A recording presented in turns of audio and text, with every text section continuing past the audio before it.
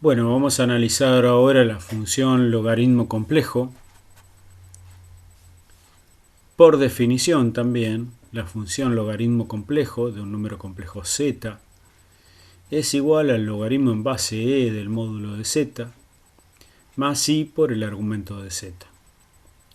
También lo podemos expresar en notación exponencial, que puede resultar más práctico y más sencillo. El logaritmo natural de un número z será el logaritmo natural en base e de r más i por tita más 2n por pi, con n cualquier número entero. Se observa que es una función múltiplemente evaluada, dado que depende de los valores que vaya tomando n. Acá tengo varios valores para un mismo logaritmo natural de z. Para entender la naturaleza de esta definición, fijémonos cómo funciona para despejar una ecuación. Por ejemplo, la ecuación e a la w igual a i. Si e a la w va a ser igual a i, entonces w va a ser igual al logaritmo natural de i. El módulo de i es 1 y el argumento de i va a ser pi sobre 2 más 2pi por n. Por lo tanto, w nos va a quedar esta expresión de acá. Ahora bien, el logaritmo en base e de 1 es igual a 0. Por lo tanto, w nos va a quedar igual a 4n más 1 por pi sobre 2 por i, con n de 0, más menos 1, más menos 2, etc. Cada uno de estos valores satisface esta ecuación, por lo tanto, es una ecuación múltiplemente evaluada. La función logaritmo complejo tiene propiedades algebraicas similares a la función logaritmo natural de un número real, salvo la tercera que está expresada aquí, donde n es un número entero.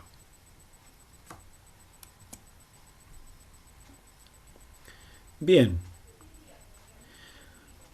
va a ser necesario, como ustedes verán, definir el valor principal del logaritmo complejo, que se expresa con una L mayúscula en lugar de N minúscula. ¿Sí? Y donde para el argumento del logaritmo, el valor principal del logaritmo complejo, se usa el argumento principal. Es decir, el valor principal del logaritmo complejo es el logaritmo en base de r más i por tita, donde tita va a estar entre menos pi y pi. Observen que está entre el valor menos pi y pi. El igual está del lado del pi. Por ejemplo, el valor principal del logaritmo complejo de i va a ser logaritmo en base de 1 más pi sobre 2i. Como esto otra vez vale igual a 0, tenemos que el valor principal del logaritmo complejo de i es pi sobre 2 por i. Las propiedades algebraicas del logaritmo complejo no siempre se cumplen para el valor principal del logaritmo complejo.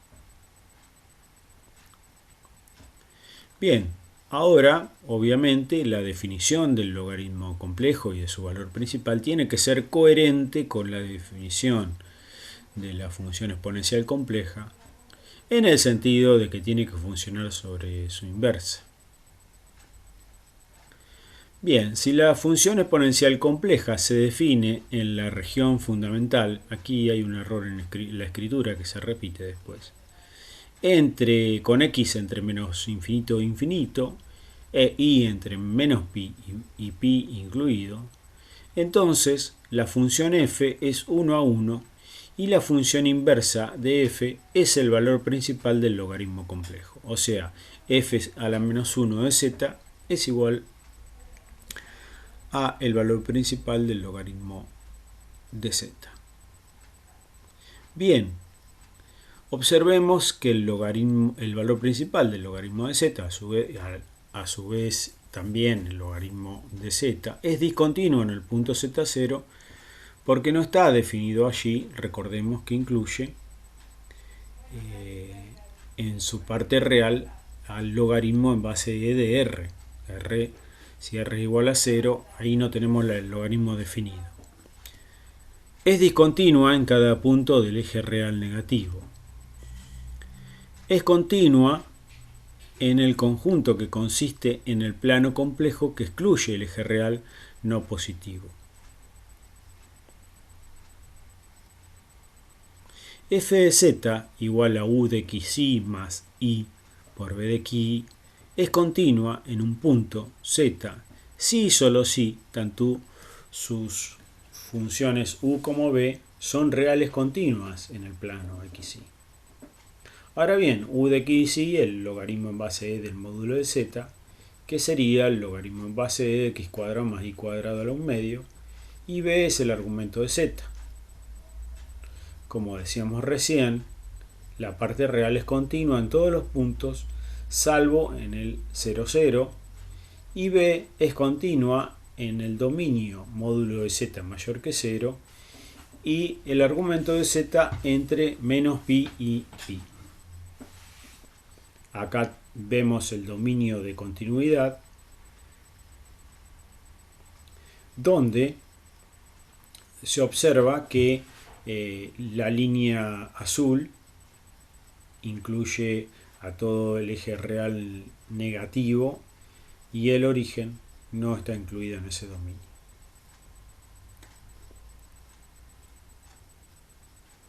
Bien, la función f1 de z igual al logaritmo en base de e de r más i por θ es una rama entonces del valor principal del logaritmo de z cuando el módulo de z es mayor que 0 y cuando el argumento de z se encuentra entre menos pi y pi.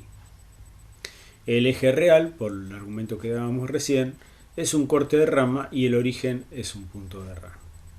Vemos entonces ahora la analiticidad del logaritmo complejo.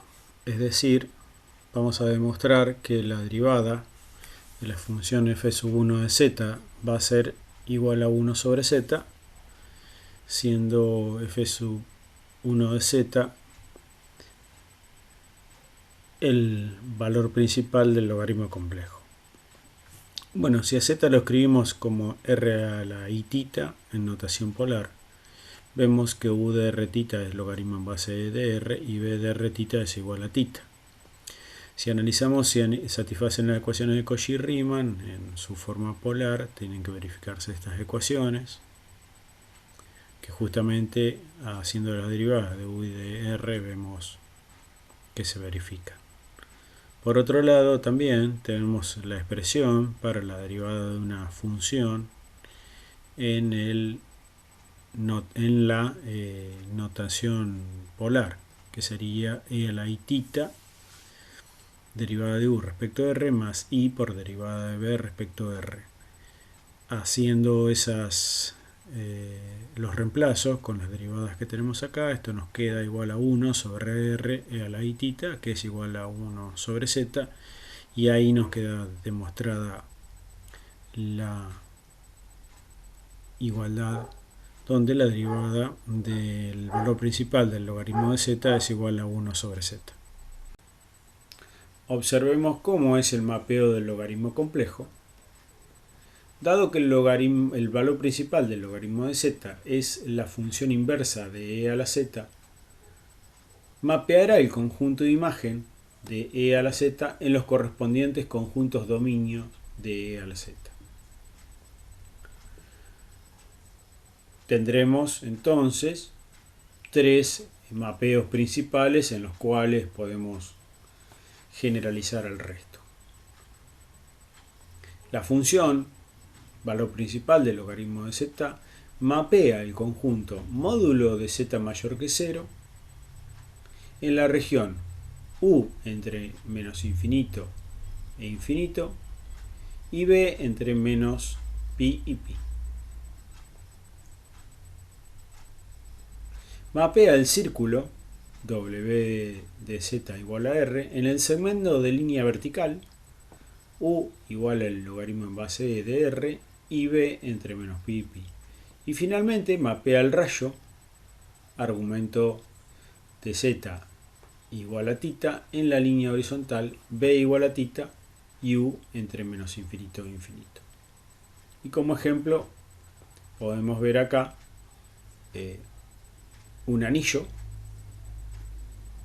¿sí?, cuya circunferencia más pequeña tiene radio 2 y su circunferencia más grande tiene radio 4, es mapeada en los valores de b entre menos pi y pi, no incluyendo al menos pi, por eso tengo una línea punteada, y los correspondientes valores de u.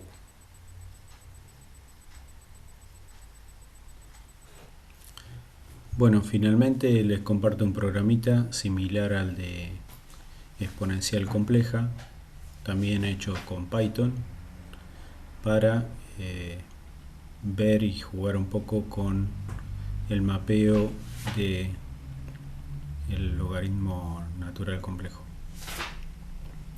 Fíjense que utilizo también otra vez la función meshGrid de NumPy con un line space que va desde menos pi hasta pi. Esta es la forma de escribir menos pi hasta pi. Después hago una rejilla donde tomo los mismos valores para el par de la rejilla, por eso aparece b dos veces. Bueno, y después defino los dos círculos como complejos, ¿sí?, que son los que se ven acá a la izquierda, con el coseno de b y el seno de b. También un segundo círculo de radio 2 con los mismos valores. Z2 y Z4 son las funciones logaritmo complejo, también escrito con las funciones que brinda el NumPy, donde np.log es el logaritmo natural, np absolute es la parte absoluta de un número complejo, que sería Z1 y Z3, y después np angle es el ángulo, o sea, vendría a ser para nosotros el argumento, tanto de Z1 como Z3. Y la forma de graficarlas es la misma, ¿no?, en dos subplots distribuidos en columnas. Entonces en el primer subplot grafico los dos círculos, que son la parte real y la parte imaginaria de Z1 y Z3, y Z2 y Z4 los dibujo en el segundo subplot, que como podemos ver son líneas verticales. Bien, también le pusimos que tomara colores diferentes de acuerdo al argumento que tuviera Z1 y Z4, como Z1 y Z4 o Z1 y Z3 tienen los mismos argumentos, solamente cambian el radio, dejamos el argumento de Z1 como válido para distribuir los colores. Bueno, ahí vemos las dos líneas que van entre menos pi y pi, en las cuales se convierten los dos círculos. Bueno, esto se lo comparto también en Moodle, igual que hice con el otro, y también lo pueden ejecutar en línea o bajarse algún programita en Linux o en Windows que ejecute Python para verlo. Y ahí tienen una forma, podrían cambiarle, por ejemplo, acá los valores en la línea de puntos que toma, y en vez de tomar entre menos pi y pi, podrían tomar entre 0 y pi sobre 2. Entonces verían un arco, pero acá no habría demasiadas variaciones, pues solamente estas líneas no irían desde menos pi a pi, sino que se cortarían. Lo que sí veríamos es que si yo tomo líneas más largas, no se revolvían a repetir los valores, es decir, yo nunca me saldría de esta representación, justamente por la cuestión de periodicidad que estuvimos charlando hoy.